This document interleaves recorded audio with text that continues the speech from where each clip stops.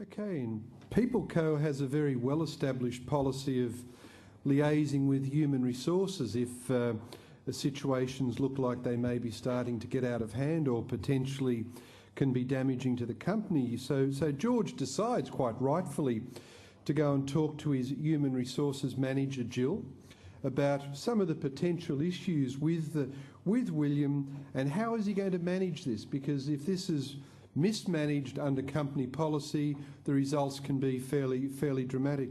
So George goes along to have a chat with Jill and the discussions around what we've been talking about this morning. And so Jill, what's your advice to George at this particular time?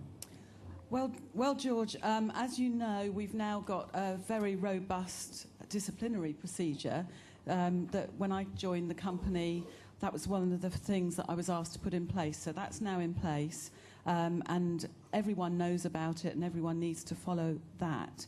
So what my suggestion to you is that you make sure that he's aware of the disciplinary procedure, and if he doesn't start to perform well soon, that you go through that first stage, because as you know, there's a number of stages in the procedure.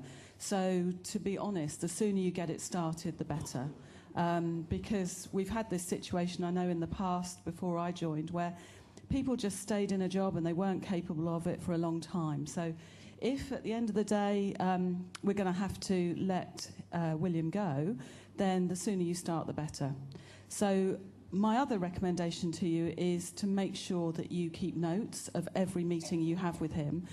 Don't have any of those conversations in the car park or by the water cooler anymore, because they can be taken out of context. So every meeting needs to be formalised.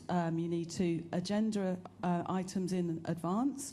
You need to make sure that you take notes. You need to give him notes at the end of that meeting so he's aware of it. Make sure that he knows that this is a serious process.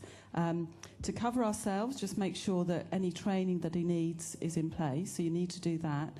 And I've looked at his sick record. He hasn't had any time off sick, so that's obviously not a problem here. So we don't need to worry about that one. So just make sure that you cover our backs and you follow the procedure. Don't let anything go out of line with that. That's my advice to you.